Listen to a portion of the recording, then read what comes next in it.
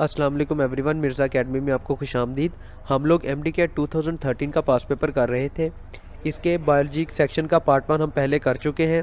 So it's the part 2 of biology section of MDCAT 2013। Okay, so the first MCQ is site of filtration in nephron is. Nephron में जो filtration की site होती है वो होती है glomerulus and बोमेंस capsule, जो बिल्कुल स्टार्ट में आ जाता है।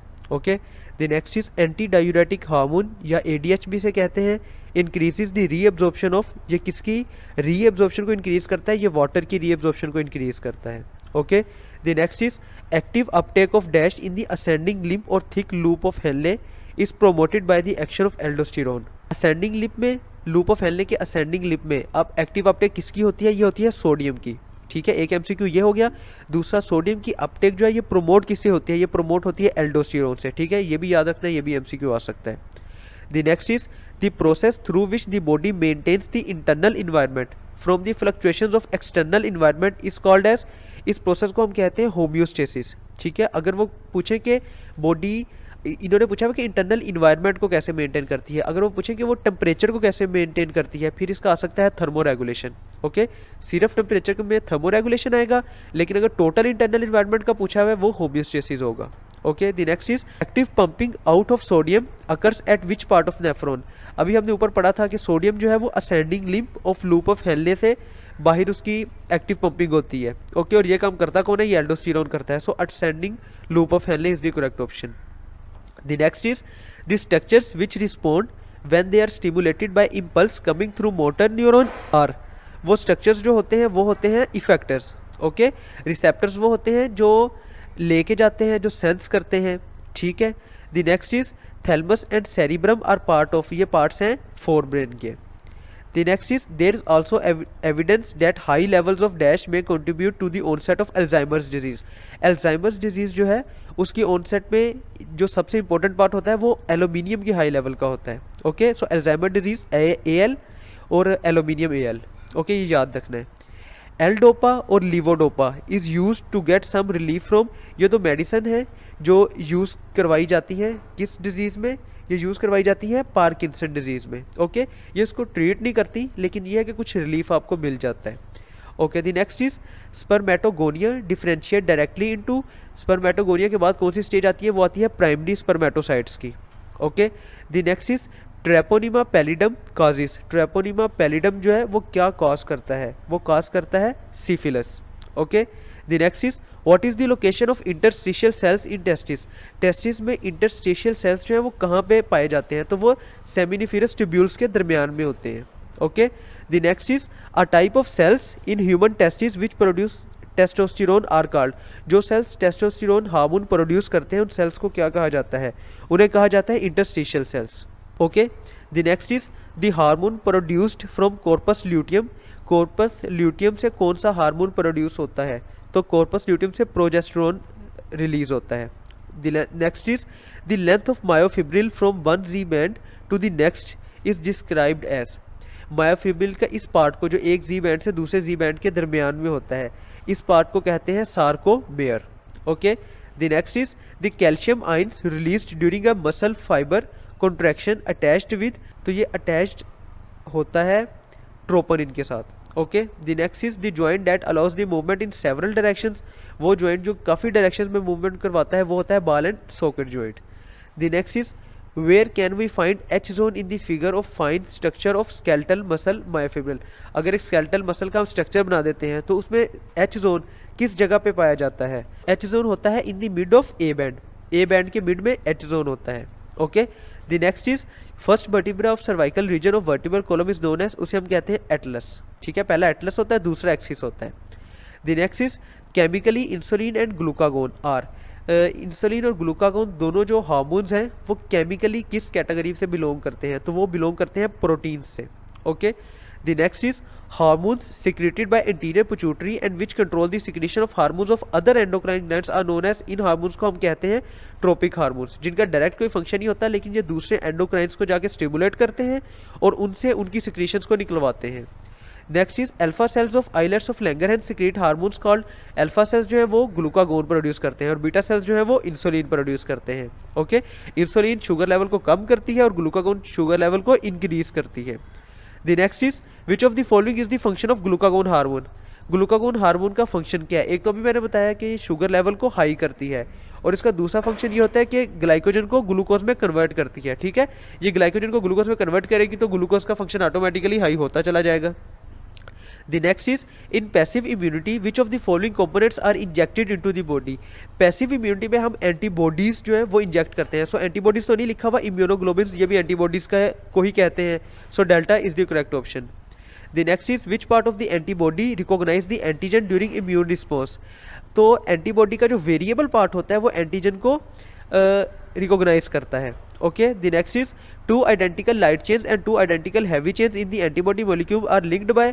ये दोनों लिंक किससे होती हैं? इन दोनों के दरमियान डाइसल्फाइड ब्रिजेस प्रेजेंट होते हैं। Okay, the next is antibodies are produced against invading cells by. कोई भी फॉरेन इन्वेडिंग सेल्स बॉडी में एंटर होते हैं तो हमारी बॉडी के कौन से ऐसे सेल्स हैं जो एंटीबॉडीज प्रोड्यूस करते हैं? तो ये सेल्स होते हैं lymphocytes. Okay, the next is in the structural diagram of an antibody molecule which portion is occupied by variable chains। variable chains किस जगह पे प्रेजेंट होती हैं एंटीबॉडी के स्ट्रक्चर में? तो ये प्रेजेंट होती हैं अपर रीजन में। Okay, the next is every molecule of NADH fed into the ETC produce. Electron transport chain का स्ट्रक्चर हमने पढ़ा था, उसका फंक्शन हमने पढ़ा था। तो उसमें वो कहता है कि अगर एक मॉलिक्यूल ऑफ NADH का हम इलेक्ट्रॉन ट्रांसपोर्ट चेन में डालते हैं तो ATP के कितने मॉलिक्यूल्स हमारे पास निकलते हैं? तो एक NADH जो है वो 3 ATP प्रोड्यूस करता है। Okay, the next is final acceptor of electrons in the respiratory chain. Respiratory chain में आखिर में इलेक्ट्रॉन्स किसके पास जाते हैं? तो ये जाते हैं ऑक्सीजन के पास। Okay, the next is end product of anaerobic respiration in humans and other mammals. Humans और अदर मैमल्स में जब एनरोबिक रेस्पिरेशन होती है जहाँ पे ऑक्सीजन प्रेजेंट नहीं होती तो उसकी एंड प्रोडक्ट क्या बनती है?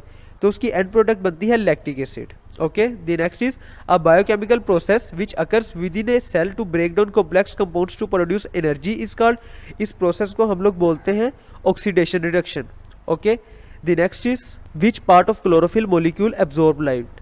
क्लोरोफिल का मॉलिक्यूल हमने स्टडी किया था, तो उसका कौन सा ऐसा स्पेसिफिक पार्ट है जो लाइट को एब्जॉर्ब करता है? तो वो करता है उसका porphyrin ring. Okay, the next is the DNA molecule formed from messenger RNA by reverse transcriptase. देखो रिवर्स ट्रांसक्रिप्टेज में मैंने अभी ऊपर बताया है कि आरएनए से डीएनए बनता है, वही उन्होंने आगे पूछ लिया है। ठीक है, अब मैसेंजर आरएनए से जो डीएनए बनता है उस डीएनए को कहते क्या है?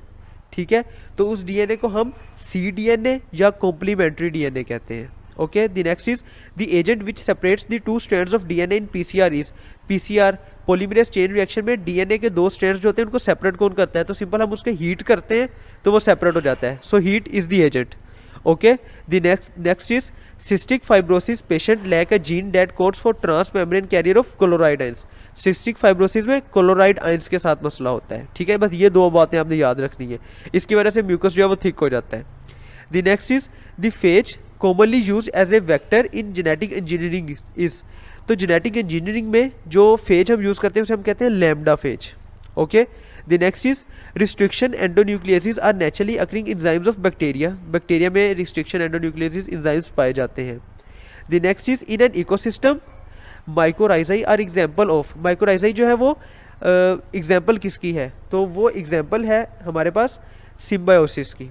Okay, the next is as a result of destruction of ozone layer there is a significant increase in ozone. जो है वो किसको फिल्टर करती थी? वो अल्ट्रावायलेट रेडिएशंस को फिल्टर करती थी। अब ओजोन लेयर की डिस्ट्रक्शन होना शुरू हो गई है तो अल्ट्रावायलेट रेडिएशंस जो है वो फिल्टर नहीं होगी, तो उनकी इस जो साइज है, उनकी जो अमाउंट है वो सिग्निफिकेंटली इंक्रीज हो जाएगी। So ultraviolet radiation is the correct option.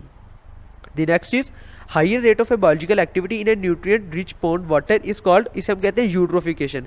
इसमें होता क्या है कि बायोलॉजिकल एक्टिविटी बहुत ज़्यादा होती है, इसकी वजह से प्लांट्स बहुत ज़्यादा बन जाते हैं तो सूरज की रोशनी जो है वो नीचे तक नहीं जा पाती। Okay, the next is living part of ecosystem is. Ecosystem के लिविंग पार्ट को हम बायोस्फीयर कहते हैं। The next is a living association between 2 living organisms of different species which is beneficial to both the partners. 2 लोग आपस में साथ रह रहे हैं और दोनों ऑर्गेनिजम्स को एक दूसरे से फायदा हो रहा है, इसे हम कहते हैं म्यूचुअलिज्म। ओके, पैरासाइटिज्म क्या होता है कि एक ऑर्गेनिज्म दूसरे में रह रहा है, उससे फायदा हासिल कर रहा है और उसके बदले में उसको नुकसान दे रहा है। Okay, the next is the structures which are reduced during the course of evolution and have no apparent function are called. इन्हें हम कहते हैं वेस्टिजियल ऑर्गन्स। ठीक है, जो बॉडी में प्रेजेंट तो होते हैं लेकिन उनका कोई काम नहीं होता, जैसे इंसान की बॉडी में अपेंडिक्स प्रेजेंट है। Okay, The next is when a gene suppresses the effect of another gene at another locus. The phenomena is termed as, जब एक जीन किसी दूसरे जीन के इफेक्ट को सप्रेस करती है लेकिन वो दूसरा जीन जो है वो उसके अपने लोकस पे नहीं होता, वो किसी और लोकस पे प्रेजेंट होता है, तो इस प्रोसेस को कहा जाता है epistasis. Okay, the next is phenyl ketone urea is an example of. Phenyl ketone urea जो है ये कंडीशन है, एक डिजीज है, ठीक है। ये किसकी एग्जांपल है? ये एग्जांपल है पॉइंट म्यूटेशन की। Okay, the next is a situation in which one gene affects the two और मोर अनरिलेटेड कैरेक्टर्स इज कॉल्ड। एक जीन जब दो या दो से ज्यादा अनरिलेटेड कैरेक्टर्स को अफेक्ट करती है तो उसे हम कहते हैं pleiotropy. Okay, the next and the last one for this part is the mutation which causes change in the sequence of DNA. ऐसी म्यूटेशन जो सीक्वेंस को चेंज कर देती है डीएनए के, तो ऐसी म्यूटेशन को हम कहते हैं point mutation. Okay, let's end here. If you have any question, any query, you can ask in the comment section. Thank you.